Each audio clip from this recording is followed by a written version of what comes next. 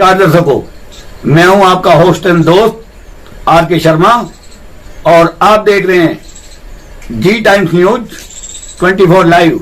आज के मुख्य समाचार। पश्चिमी यूपी में दो फाड़ हुई बीजेपी। मुजफ्फरनगर में आपस में भिड़े दो बड़े नेता। सपा प्रत्याशी हरेंद्र मलिक के लिए बन गया माहौल।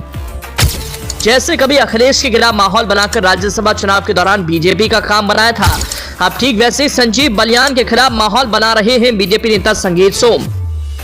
बीजेपी प्रत्याशी और बीजेपी नेता के बीच मतभेद ने बढ़ाई बीजेपी की टेंशन। सीएम योगी ने खुद संभाला मोर्चा, लेकिन मन मुताबिक नहीं मिला परिणाम। सरधना के ठाकुरों के बीच बन गई सहमति। संजीव बालियान को हराकर सपा उम्मीदवार हरेंद्र मलिक को जिताना है।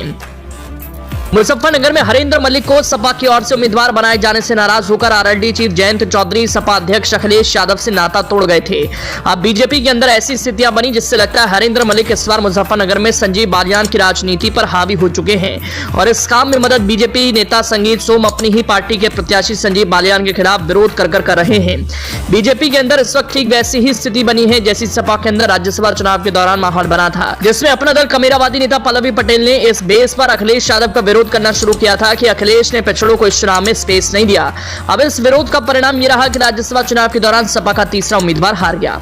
मुजफ्फरनगर सीट पर कुछ ऐसी सियासी स्थितियां बनी जिसके आधार पर हम कह रहे हैं इस सीट से सपा प्रत्याशी हरेंद्र मलिक तो जीत रहे हैं। चर्चित मुजफ्फरनगर के लोकसभा सीट की धुरी अब सरधना बन गया। मेरठ का यह विधानसभा क्षेत्र लोकसभा के परिसीमन से मुजफ्फरनगर सीट का हिस्सा है, जो पूरे प्रदेश में प्रत्याशी डॉक्टर संजीव बालियान और पूर्व विधायक संगीत सोम के बीच मतभेद के कारण चर्चा का विषय बना हुआ है। संगीत सोम बीजेपी का तो साथ देने की बात कह रहे हैं, लेकिन बीजेपी प्रत्याशी संजीव बालियान के खिलाफ दिख रहे हैं। यह संगीत सोम के बयान में दिखता है। संगीत सोम ने कहा, मैं विकास की राजनीति करता हूं, गुंडे को सहारा नहीं देता। मैं जातिवाद की राजनीति नहीं करता। गुंडे पालेंगे वो, 10 साल लोगों के बीच नहीं जाएंगे वो, लोगों को गाली देंगे वो, लोगों से गुंडागर्दी करेंगे वो, 19 अप्रैल के बाद सबको देखने की बात करेंगे। संजीव बालियान का लेवल मुझसे बात करने का नहीं है।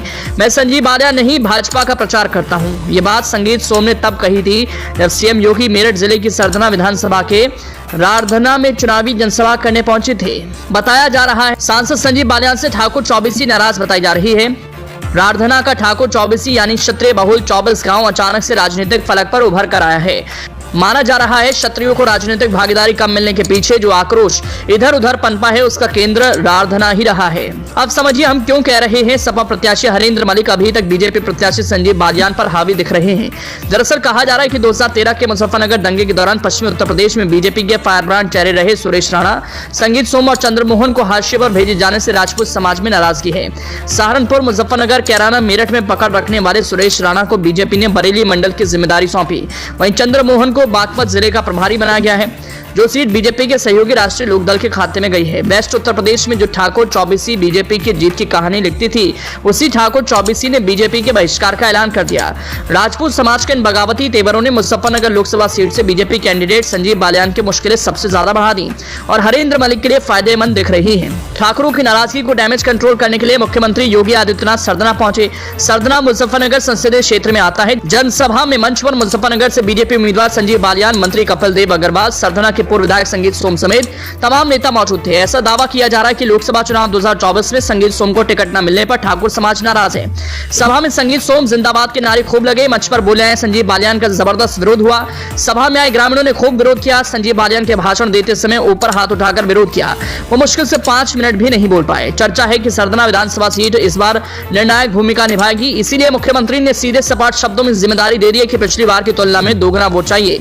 मुख्यमंत्री पश्चिमी उत्तर प्रदेश के लगभग सभी लोकसभा क्षेत्रों में सम्मेलन कर चुके हैं। इससे पहले भी आते रहे हैं, लेकिन रारधना के लिए उन्हें विशेष रूप से आना पड़ा। इन दिनों वो विभिन्न प्रदेशों में स्टार प्रचारक के रूप में सभा कर रहे हैं, लेकिन उन्हें उसी में समय निकालकर इस विरोध का पटाक्षेप करने के लिए आना पड़ा।